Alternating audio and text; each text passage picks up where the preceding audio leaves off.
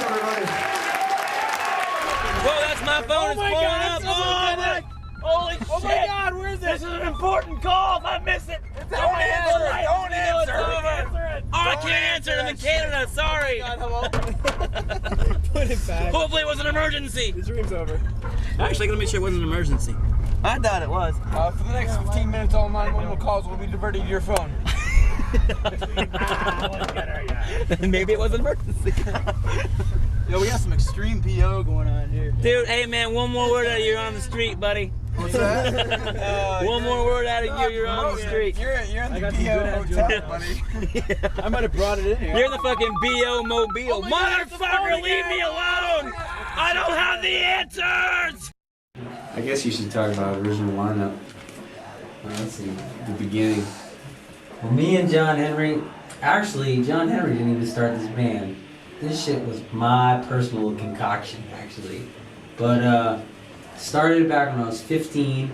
My crappy high school band had just broken up, and I was at a Life of Agony show, and I met this guy Matt, who was our drummer, and he's like, "Yeah, I'm jamming with some dudes. We're in this band." So I went in and jammed with them, and it really wasn't working out, but I liked Matt, sort of. I liked that he played drums, and so he had a friend named Raul who came over, and he could play bass, and so it was me, Matt, and Raul, and I was like, I got my friend John who can sing. And it was like so high school. It was the most high school beginning to a band ever.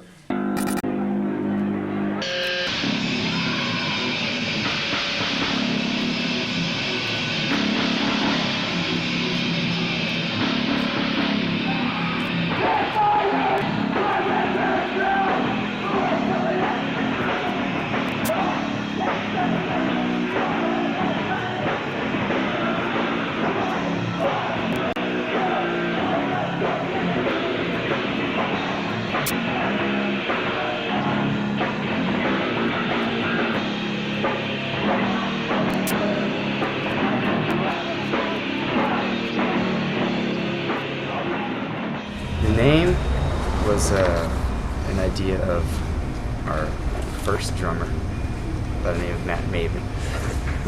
And he had a list of a bunch of band names that were really bad and all sound like tough guy hardcore bands. And that was like the least offensive, I guess. Or not offensive, but the least. So you mean like Punch Face? Yeah. And Out Cold was one of them that ended up being another band later on. Really, we didn't even try John Henry out for vocals. Actually, what happened is he was like, "Yeah, I can sing, man. I can do it. I can do this." And I was like, "Are you sure?" And we were driving in my dad's Bronco at the time. He's like, "Yeah." And so he put a pillow over his face, and he just started screaming as loud as he could. And that was his vocal track. And I was like, "Oh yeah." Bill joined the band, and then a little bit later we did a Canadian tour, and after that Fred joined the band. And at that time we wanted to do more touring, and it didn't seem like Matt, the drummer at the time, wanted to do that much touring. So we found Ryan, who had been in the band with Fred. It was this huge chain. But after Ryan got in the band, we really kind of solidified what we were trying to do musically. And after that is kind of like when I always count the sort of like real solid original Darkest Hour lineup. And Fred later left the band and was replaced by my best friend from high school, Mike Garrity, who did time for a while in Darkest Hour as a fill-in, and then we got Chris. So we've had this very Spinal Tap beginnings to the lineup, but really that's the entire story. I don't know, was that too long, you think? That was about as brief as you can get, I'm sure. Yeah. I mean, people want to know that shit. Yeah. You didn't say anything about me joining though. Oh fuck, I totally forgot.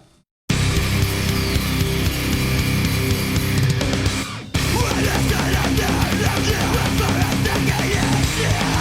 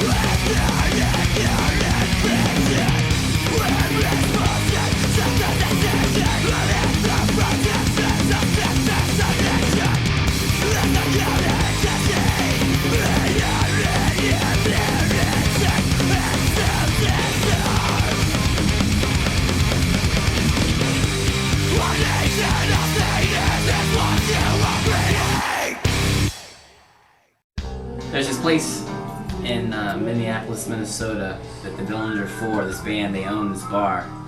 And they give bands free drinks all night, anything they want.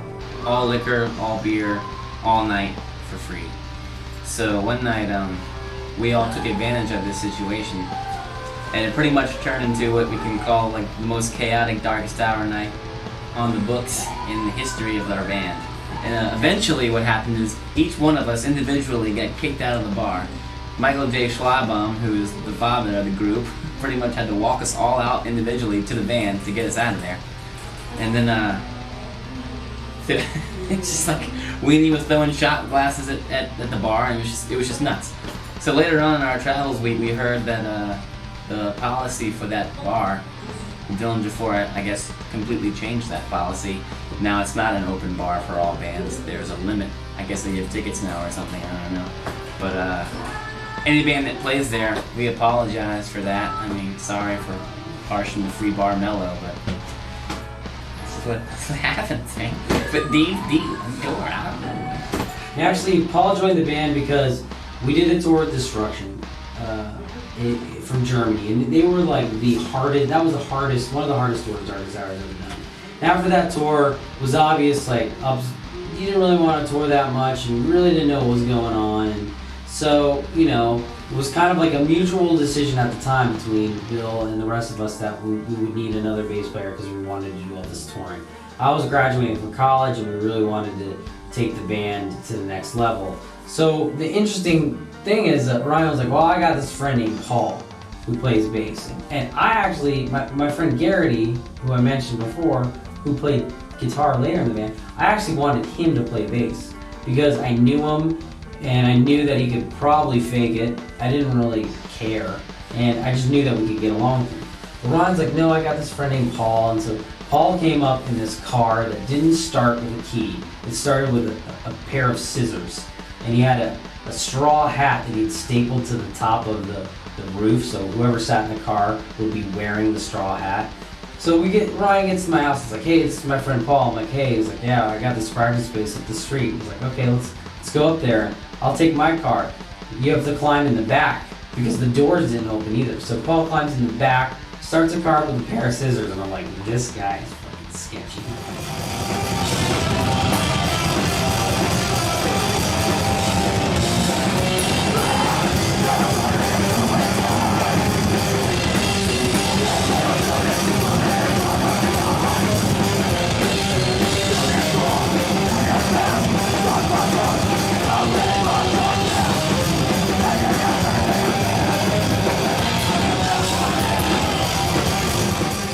You know, it's funny because the fact that he was willing to drive to DC with no license and no registration and no license plate, and no keys and a straw hat is just obviously shows the type of dude that can handle the touring with Arctic Power, because that's really what it's like.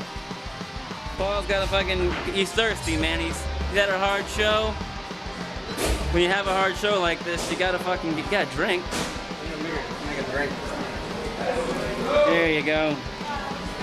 Get a big old cup of water. Yeah. You gotta make a drink. It's coming from his shirt, ladies and gentlemen. That looks really good. It's kind of yellow. I don't know. Get a good idea of When I first came up there, I was real nervous because I didn't know anybody. I knew Fred, that was it. So I was real antisocial with everybody. And then I met Mike and he told me he was in Battery and stuff. I didn't know who that was. I didn't even know what hardcore music was because I like metal. And then yeah, so I slept on the floor. So I left my clothes on so I get a fast getaway in case I didn't like anybody. But it worked out good. We practiced the next day. And I was invited out because they knew. That's actually not the whole story.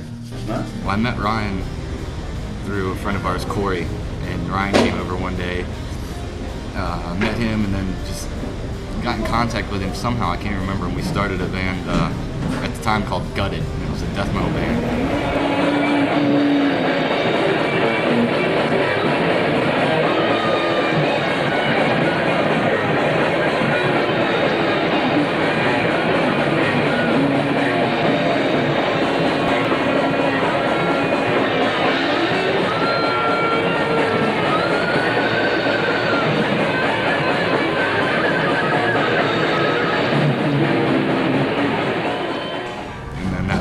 Disinterment when I got back from Norway the first time. Got really hooked on In Flames and the Swedish death metal style. So we started Disinterment and we got a couple members. And then things kind of went, I don't really know what to say about Disinterment.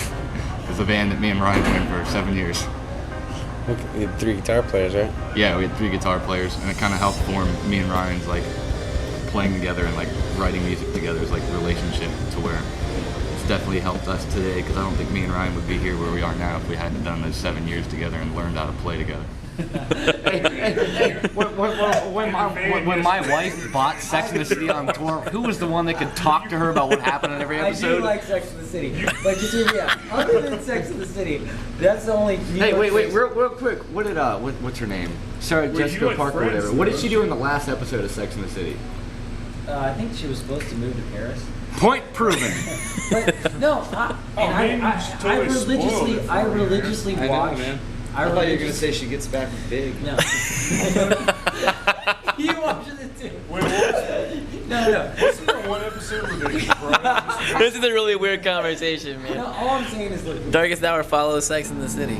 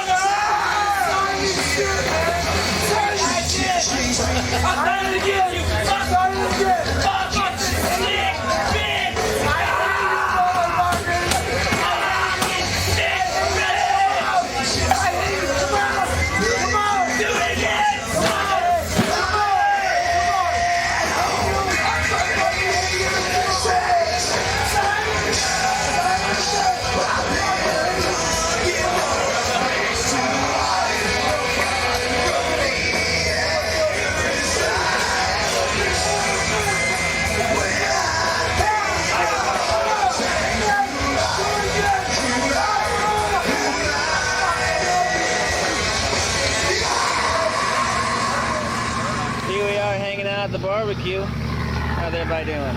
Good. Hanging hard, Yeah, there's John Henry. There's Kev. Back behind me here you have Christina and Weenie eating a little bit of burger action. And there's our lovely bus.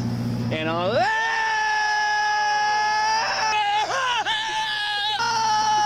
Oh my god! Oh my god! Oh my god!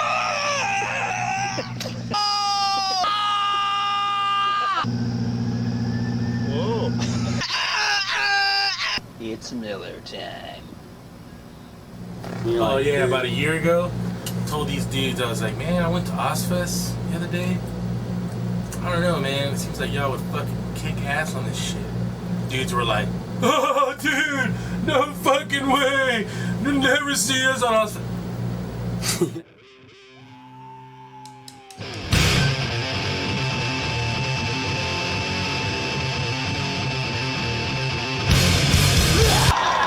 Kick to the side. 1 point Lawrence. 2-2. Ready?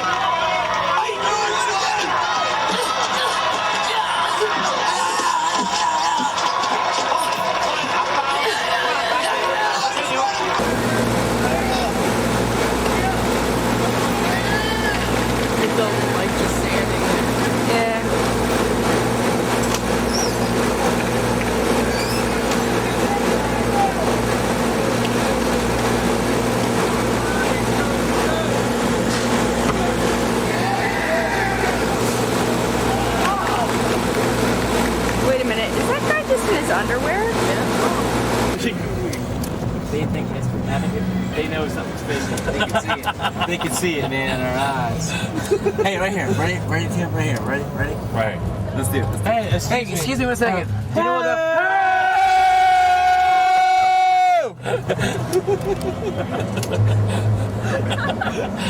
I'm passing the camera back. Wow, this I got two. sure Wait, is can you guys know where they are? Hey!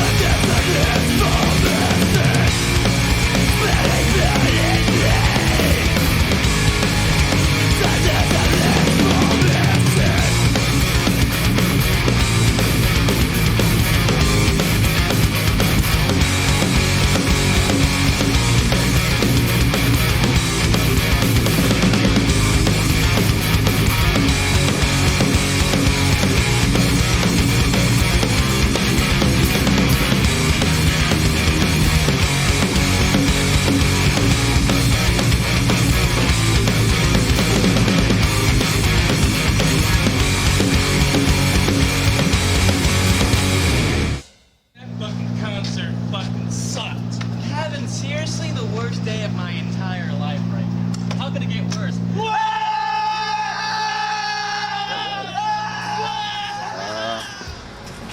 If I could be in any movie, I would love to be in One Crazy Summer. And I already know half the shit they say in the movie, so I know the lines. When I met Ryan, Ryan's who I knew before I was in Darkest Hour, and Ryan had this little teeny apartment with these giant wooden painted people, and I don't know what his deal was, but I don't know, he was pretty weird. And he wore a lot of hemp.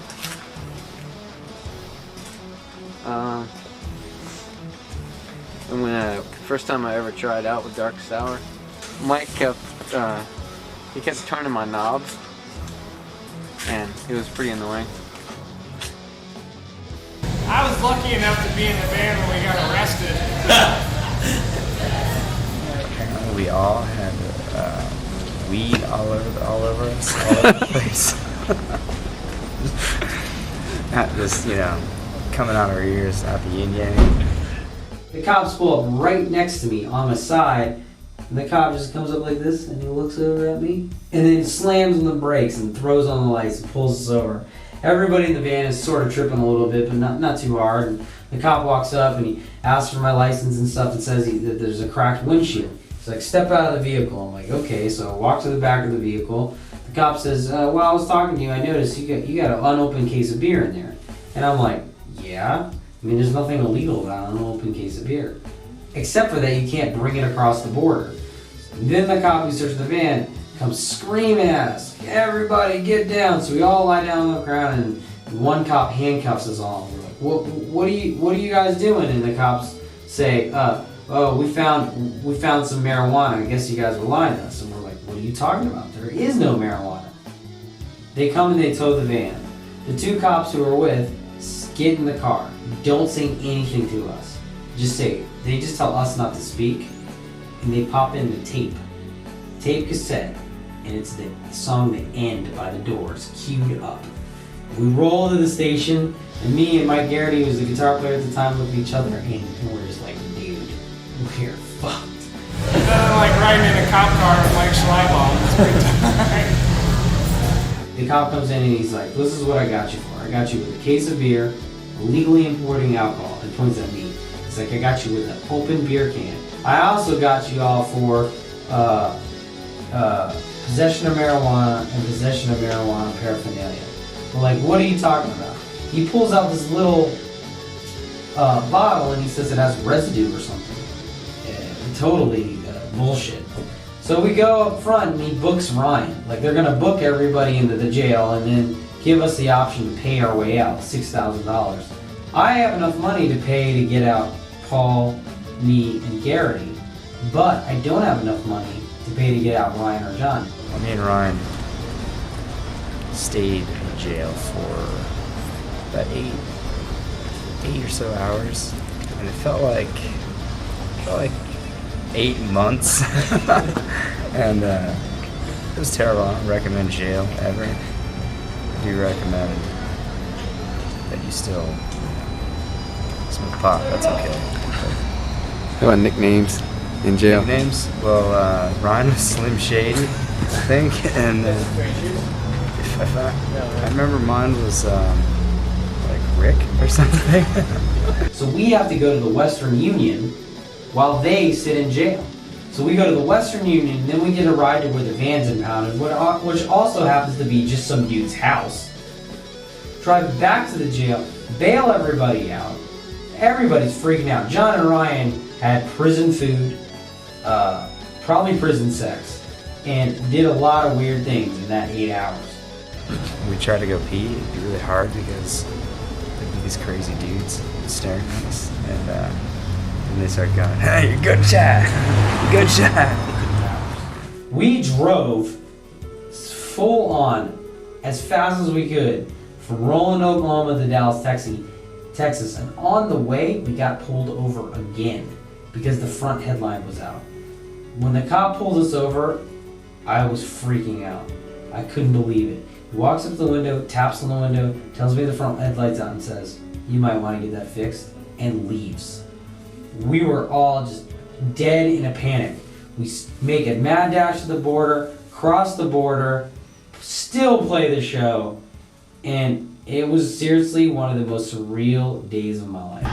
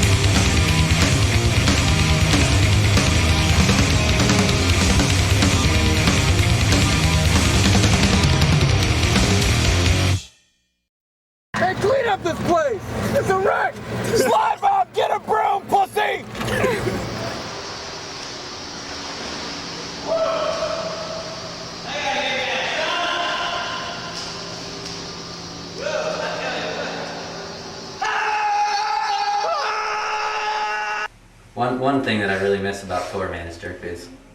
JB's, man. The lusty lady. San Francisco, not Seattle. The good one, man. Which band would you like to hear do a DH song? Devo. Or Mogwai. Mogwai would be fun. I would love to hear Captain Beefheart do a Darkest Hour song. If not Captain Beefheart, 'cause I don't think he's around anymore, phantom loss. I would just like to hear somebody fucking bring it back to life, like a Frankenstein or something. Bob Marley back from the dead. I just think it'd be weird. I don't know. Just because it'd be interesting to hear somebody like Dimmu Borgir do it, or like Cradle of Filth, all like cheesy keyboard sounds and like extremely 10 times as fast as we do it. But then I'd also want to hear like Dimmu Borgir do it, but like mix it up and do some clean vocal stuff on it just to see what it would sound like. I've been to the hospital, I guess, once on tour for my own reasons. I've been there a bunch for John. I've been there for Ryan, and for Weenie. I went with Weenie to when we were in Sweden. He had one of his teeth cracked, and you could smell the death. I got bit by a brown recluse spider in Reno, Nevada, sleeping on the floor of some scumbag, flea bag, 2-bit joint. And spent 3 nights in the hospital a week later. They had to cut a chunk of my foot out and almost died. Because the spiders are bad news. Because the poison just goes through your blood and bones and gets in your brain and turns into Mr. Hyde.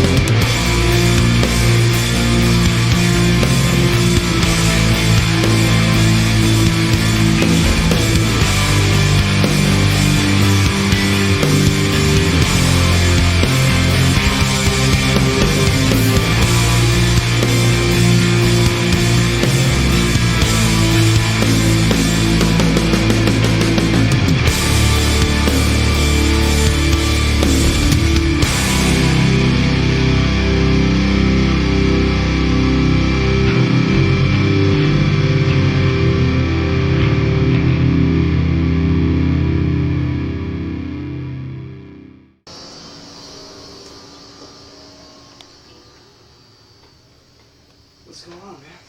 Ah, shit. I was in this band called Crackhead. Yeah, I'm looking too.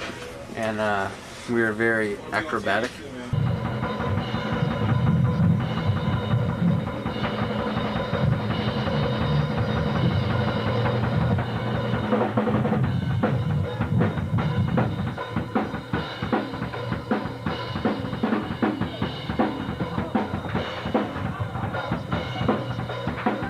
that was a bad idea in the end, but you know, got some good photos. I was in another band called Hot New Dance Hits. Played a lot of electronic stuff. Sometimes we dress up like lab technicians.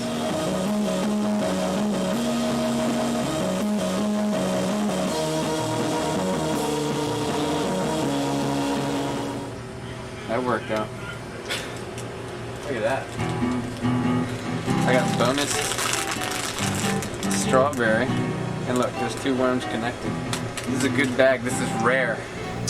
First time I met DH was we were doing this tour. I was selling the merchandise for this band called Destruction. And we were doing a tour, and DH was doing a tour for their first record, The Mark of Judas. And I was setting up merch, and these dudes walk up that I was just like, unbelievable. Like, John Henry's wearing like a Hawaiian shirt. Brian looks like the dude from Saved by the Bell and shit, right? With a mesh hat on, just walks in. Hey, what's up, dude? You know what I'm saying? I was like, whoa. Immediately, my first impression was I felt sorry for you guys, because it was like, I didn't know what kind of band y'all were. I was like, dude, this is gonna suck. After a loadout, one time we were playing in Prague, right? Yeah. Czech Republic. We were playing this little festival, punk rock festival, and after we saw John Henry when we were loading out, he was really drunk, so I told him just to hang out and we would load everything so he wouldn't get hurt. And right after we were done loading out, we couldn't find him for 2 hours, and it was freezing outside, and the show had like 3 stories, so we were walking up and down each floor looking for John Henry, and it was like this squat in like Prague, and like there was people passed out everywhere all over the floor. So I'm sure he was passed out somewhere. I was convinced of it. So I kept going up to all the people that were passed out looking for John Henry.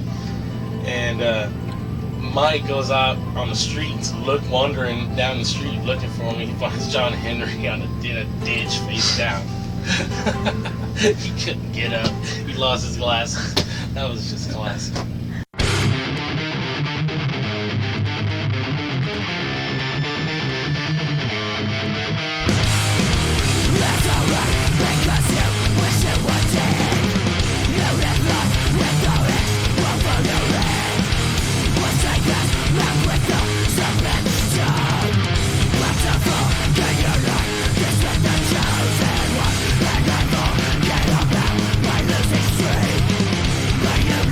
But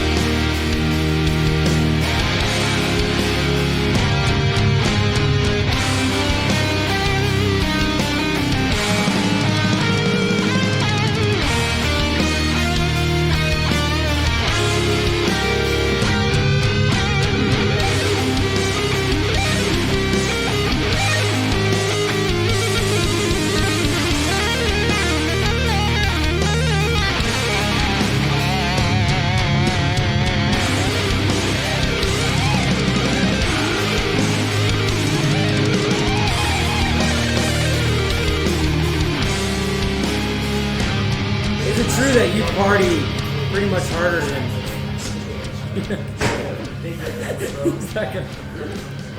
What?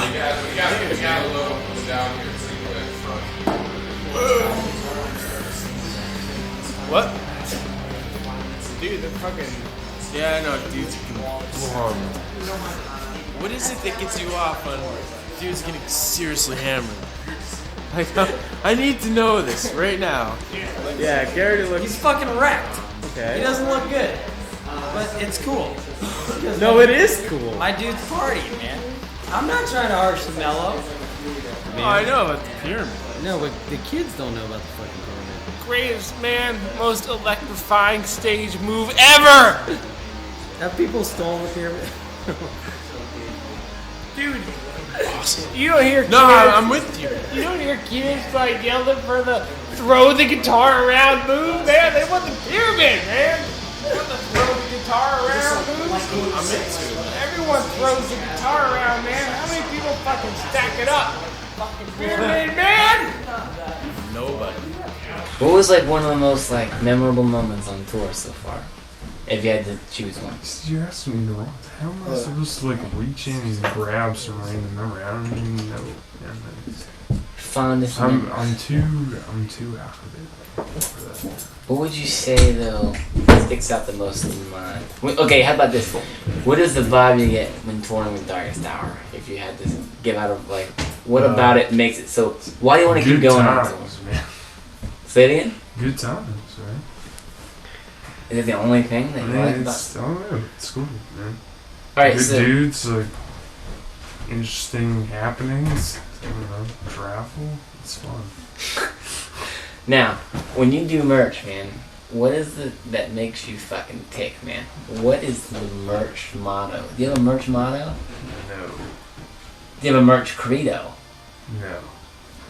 Why do you like merch so much? I don't really like merch that much. Well, why do you work it so well? Because I take it sort of seriously. No, why would you do that if you don't like it so much? Because I don't know, man. Who's your merch role model? I think merch role models. Would you say it's Magnum PI? No. Would you go down a flight of stairs to sell an extra large hoodie? No. Obviously said yes. My name's Tom. I'm from Cursed.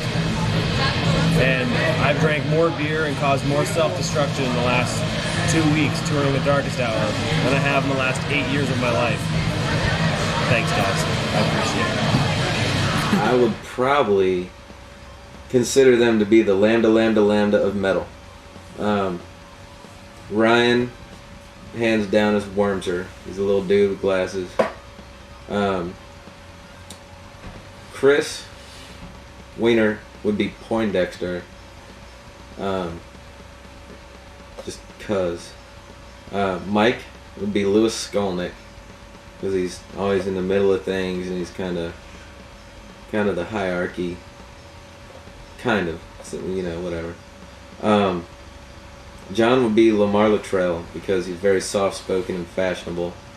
And I would say that Paul is Gilbert, because Paul seems to be the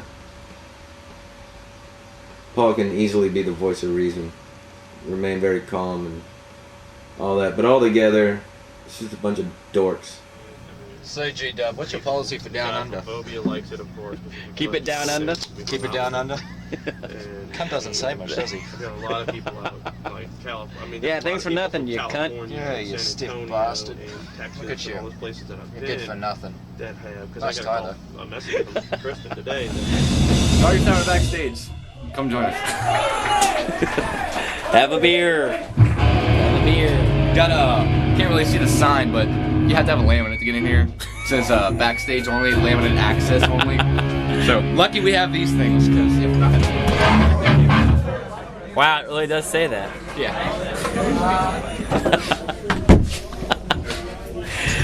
How about John playing your drums on stage? How does that start? I'm not sure. I got up one night to see what the crowd's doing, and I look back, and John Henry's back there playing the skins, and just kind of stuck that way. Kind of into it, man. How about having microphone dents in your heads and? Oh yeah. John Henry's been known to grab my floor tom and put big dents in my heads, and he cost me a lot of money on floor tom heads because I go through floor tom heads a lot. But now he's been grabbing the tom. He pulls it out, goes like that, which is pretty cool. It cost me money, but at the same time, it's still cool, I guess. Just if you ever get a chance to look at my drum heads, man, you'll see the dents. Got a couple good ones on there right now, actually. So what's the story with you carrying Ryan around? He's always drunk, and I'm always the one that has to pick him up and carry him everywhere. When's the last time you carried him? Ozfest. A couple times on Ozfest. A couple times in Europe. A couple times in Sweden. I think maybe in between Ozfest and here before we left for tour, I think we went out one night and I ended up carrying him somewhere. New York City. Oh yeah, New York City when we did the Headbangers Ball thing. How blind do you think John is on stage? John is absolutely blind, and I mean, me and John argue like brothers. So there is not uncommon that if you come to a Darkest Hour show, you will see him stumble into me and then us argue about it. Because the motherfucker can't see shit. I mean, I have this huge ass flight case thing that has pedals on it, and I mean, between me and the camera, I don't really need it. The only reason I need it is I need a fortress around the pedals. Because you have a huge, almost monkey-like dude throwing himself around on stage, and if you don't have something that he's gonna trip over and break his leg, he's not gonna know it's there.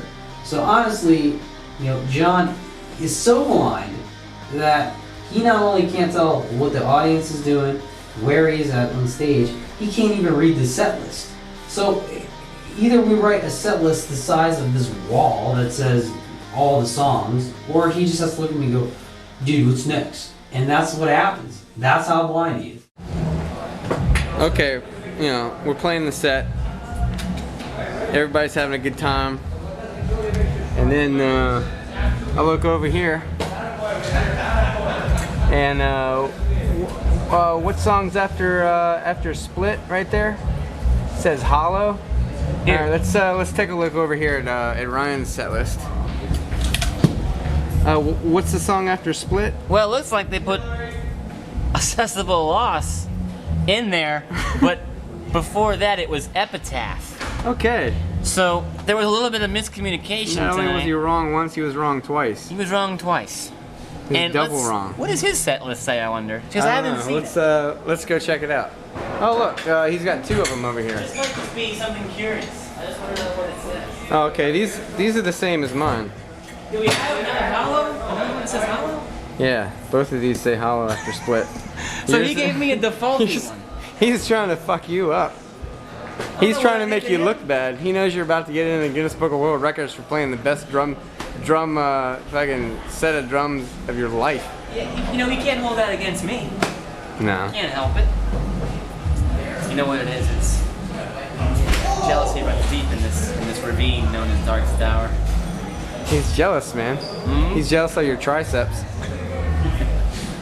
He's jealous of my non-hairy chest. Yeah. And my, oh, here it comes. So, you want to explain something? Did you write the set list? Yeah. Did you notice anything funny about Ryan's? Oh, is it different? Yeah.